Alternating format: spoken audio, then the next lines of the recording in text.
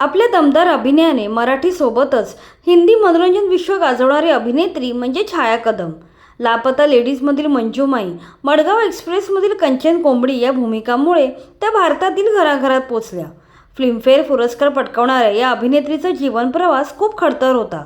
गिरणी कामगाराची गरीब मुलगी ते कान्स चित्रपट महोत्सवाच्या रेड कार्पेटपर्यंतचा त्यांचा प्रवास हा एखाद्या चित्रपटाच्या कथेलाही लाजवेल असा आहे. त्यांनी नुकतंच एका मुलाखतीत आपल्या जीवन प्रवासाची माहिती दिली. त्यांचे हाऊसिंग बोर्डातले बालपण, गिरणी कामगार असलेल्या वडिलांचा ऐन तारुण्यात मृत्यू, नंतर लगेचच भावाचे निधन, आईची जबाबदारी, यामुळे अविवाहित राहण्याचा घेतलेला निर्णय याविषयी त्यांनी दिलखुलास गप्पा मारल्या. चला तर जाणून घेऊया त्या काय म्हणाल्या. छाया कदम यांनी मुलाखतीत सुरुवातीला आपल्या बालपणातील आठवणी सांगितल्या. त्या म्हणाल्या, माझं बालपण हाऊसिंग बोर्डमध्ये गेलं. माझे वडील गिरणी कामगार होते. त्या काळात मला अभ्यास अजिबात आवडत नव्हता. माझं पहिलं प्रेम म्हणजे कबड्डी. अभ्यास चुकवून दिवस रात्र मी कबड्डी खेळायचे. त्यामुळे माझे गुडघे कायम फुटलेले असायचे. मी राज्यस्तरीय कबड्डीपटू होते. त्यावेळी ऐन तारुण्यात मी सुखी जीवनाची स्वप्न रंगवत असतानाच माझ्या भावाला कॅन्सर झाला. त्याचे उपचार चालू असतानाच वडिलांचे निधन झाले. पुढे काही महिन्यांनी भावाचेही निधन झाले. काही महिन्यातच घरातली 2 करती माणसे गमावल्यामुळे माझ्या पायाखालची जमीन सरकली होती. पुढे काय करायचं काही सुचत नव्हतं. त्यावेळी मी नुकतीच 20 ओलांडली होती. माझं कॉलेज पूर्ण झालं होतं. मी जवळजवळ डिप्रेशनमध्ये गेल्यासारखीच होते. खूप दिवस मी स्वतःला घरात कोंडून घेतलं. पुढे जाण्यासाठी कोणतीच दिशा सापडत नव्हती. त्यानंतर काही दिवसांनी मला जाणवलं की आता मला यातून बाहेर पडलंच पाहिजे. घरात आईची जबाबदारी माझ्यावर होती. तिला फक्त माझा आधार होता. त्यामुळे मला काहीतरी हात हलवणे गरजेचे होते. तेव्हा मला वामन केंद्रे यांची पेपरमधील ॲक्टिंगच्या वर्कशॉपची जाहिरात दिसली. लोकांशी ओळखी होतील, काहीतरी जीवनाला गती मिळेल म्हणून मी तो 15 दिवसांचा वर्कशॉप केला. तेव्हा असं वाटलं अभिनयाच्या रूपात आता करिअरचा एक नवा मार्ग सापडला. पण खूप चक्रा मारूनही काम मिळत नव्हतं. वणवण भटकूनही पुढची 6 वर्ष काही काम मिळालं नाही. त्यानंतर 6 वर्षांनी 2006 साली जुलवा हे पहिलं नाटक मला मिळालं. आता माझे एकामागोमाग एक चित्रपट येत आहेत. पण तेव्हा मात्र पहिलं फुटकळ काम मिळवायला देखील 6 वर्ष जावी लागली. असं त्यांनी आपल्या सुरुवातीच्या काळातील काम मिळवण्यासाठीचा केलेला स्ट्रगल सांगितला.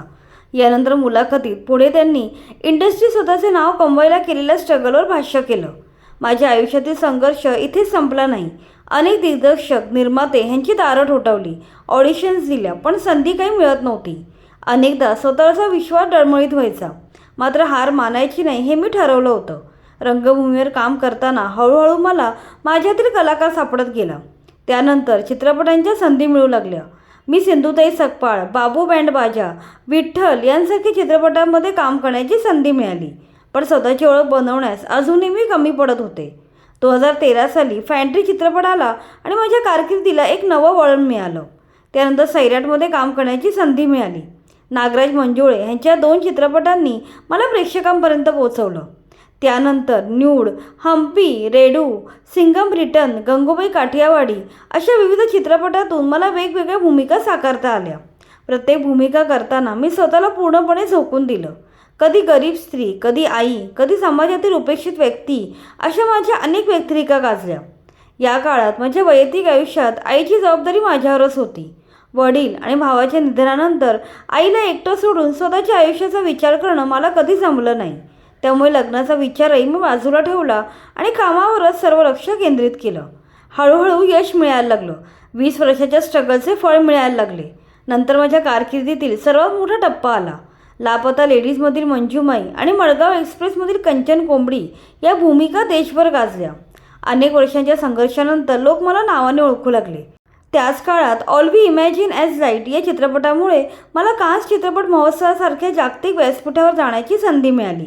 हाऊसिंग बोर्डच्या छोट्या घरात वाढलेली, गिरणी कामगाराची मुलगी असलेली मी एक दिवस कान्सच्या रेड कार्पेटवर चालेल असं स्वप्नातही विचार केला नव्हता. आज मागे वळून पाहताना वाटतं की आयुष्यात आलेला प्रत्येक संघर्ष, प्रत्येक अपयश आणि प्रत्येक अश्रू मला अधिक मजबूत बनवत गेला.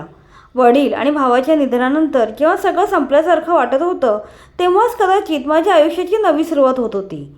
करिअरच्या सुरुवातीच्या टप्प्यावर मी मिळेल त्या चित्रपटात काम केलं आहे. पण त्यावेळी ते करणं आवश्यक होतं. स्क्रीनवर दिसत राहणं हा एकच उद्देश होता.